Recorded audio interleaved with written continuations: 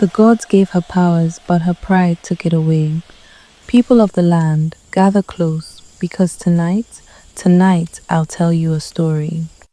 In the beginning, before memory wore the face of time, there was a small village called Umuife. And though small, it was a place where the visible and the invisible danced together beneath the moon. The people of Umuife lived close to the pulse of nature. They knew when the spirits were pleased, and they felt when the ancestors frowned. And it was into this sacred soil that a child unlike any other was planted. Her name was Nneka, Mother is Supreme. From the moment she was conceived, strange things began to happen. The rain would fall only when the earth thirsted. Birds would gather on the rooftops to sing long before dawn, and the village oracle declared that a child of divine breath was coming. She will be a bridge, the oracle said, eyes clouded with visions. A vessel chosen before birth, the healer who walks between the breath of man and the heartbeat of the gods. And so, Nneka arrived into a world already singing her praises. From her earliest days, she was different. When other infants wailed, Nneka gazed quietly at the rafters, as if watching invisible shapes move across them. When a fever swept through the village children, her small hands rested on their brows and cooled them, though she was barely walking. By the time she was 10, elders brought the sick to her hut, and she, with herbs and chants, and a touch that seemed woven from sunlight, restored life. At 16, she spoke with spirits in dreams. At 20, she was the youngest healer ever entrusted with the sacred offal, the carved staff that symbolized the bond between mortal healer and divine will. The people called her Adamor, daughter of spirits. They said the river sang her name when it flowed, and that no sickness could withstand her presence. Mothers traveled from distant villages with dying children. Warriors came to her when poison pierced their veins, and time and again she brought healing and life and hope. But praise is a dangerous wine. At first it warms the heart, then it clouds the eyes. Nneka drank deeply. At first it was small things. She would delay a healing until proper gifts were brought. She would glance disdainfully at older healers and correct them in front of apprentices.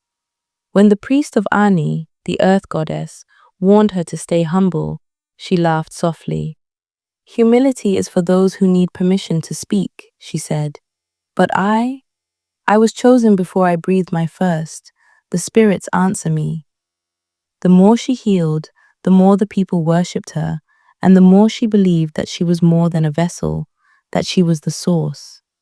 Soon, she stopped thanking the gods before beginning her work. Soon, she spoke of her gift not as a sacred trust, but as her own power. Then came the day of the festival of New Yam, when the whole village gathered to offer thanks for life and harvest. Nneka was called to bless the offerings, a sacred task always performed with prayers to the ancestors and the unseen ones. But she stood before the crowd and said boldly, I, Nneka, need no help from gods or spirits. What I do is mine alone, and I will prove it. The crowd murmured uneasily, but she went on. She raised her hands over a fevered child, a boy said to be near death, and waited for the familiar warmth to flow from her palms. Nothing happened. She tried again. Nothing. A cold dread crawled through her bones. The air felt empty, as if the invisible threads she once held were cut. She whispered chants. Still nothing. The boy's breath slowed. Panic seized her. For the first time in her life, she was powerless. And in that moment of silence, a gust of wind tore through the square, scattering yam offerings and extinguishing the sacred fires. The priest gasped. The people fell to their knees. The gods had turned their faces away. In the days that followed, shame wrapped Nneka like a shroud. The sick came, and she turned them away. The herbs she prepared lost their potency. The chants she spoke were hollow sounds. Villagers whispered that the spirits had abandoned her. And though she tried to pray, no answer came.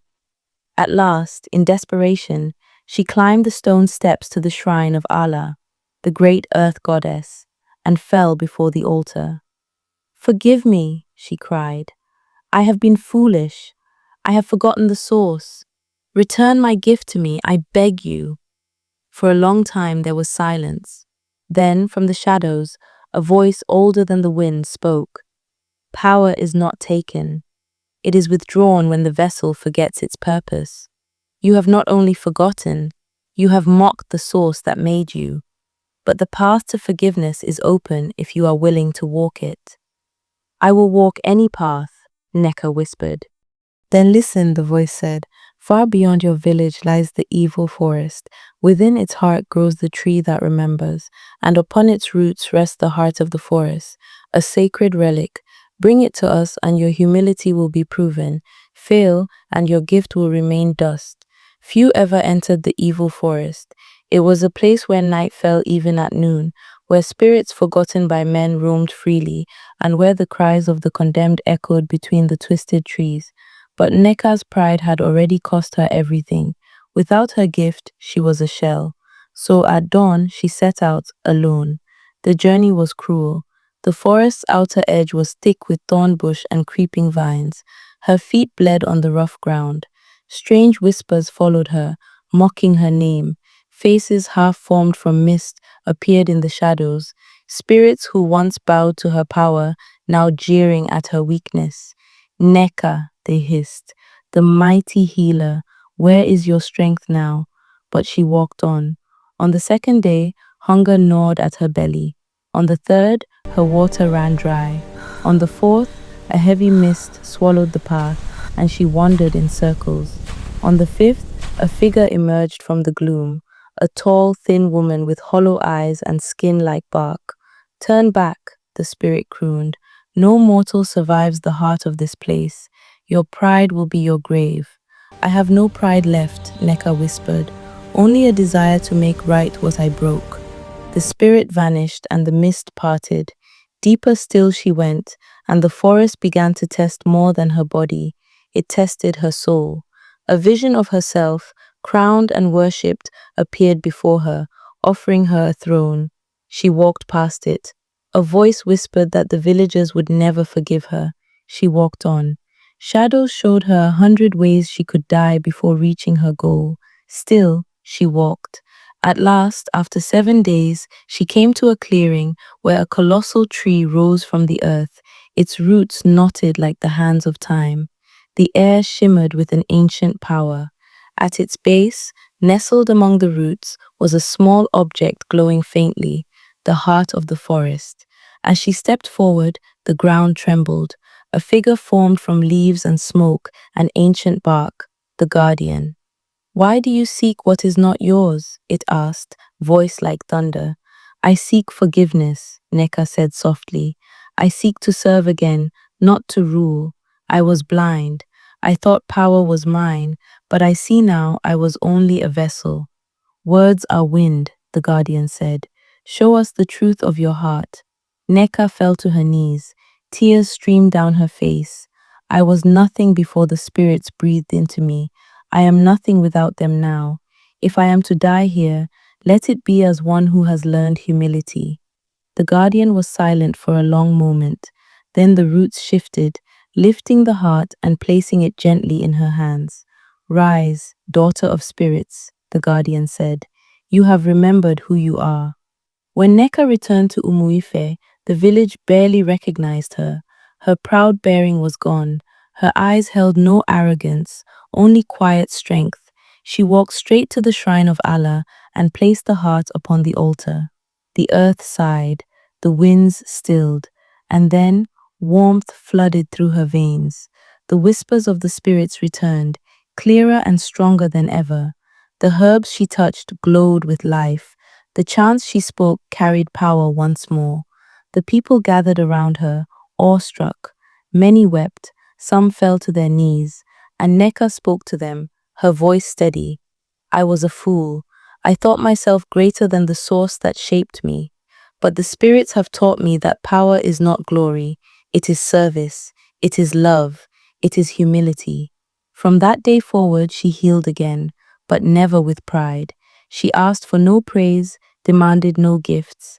She trained new healers and taught them that their gift was never theirs to claim. And when they thanked her, she simply smiled and said, "Thank the source, for I am only a vessel." Years passed. Neka grew older, and her hair turned silver. Her name became legend, not as the proud healer who defied the gods, but as the wise one who learned the true meaning of power. Songs were sung of her journey, children were taught her story by firelight, and even when she returned to the ancestors, her name lingered like a blessing. For in the end, the gods had not taken her gift to punish her, they had done it to teach her, and through her, to teach all humankind. And so, the people of Umuife still say, "A vessel that boasts of the wine it carries soon runs dry." Humility is the path to strength, service is the heart of power, and the proud healer who walked through darkness to find the light again will forever remind us that even in our greatest heights, we must never forget the hands that lifted us there.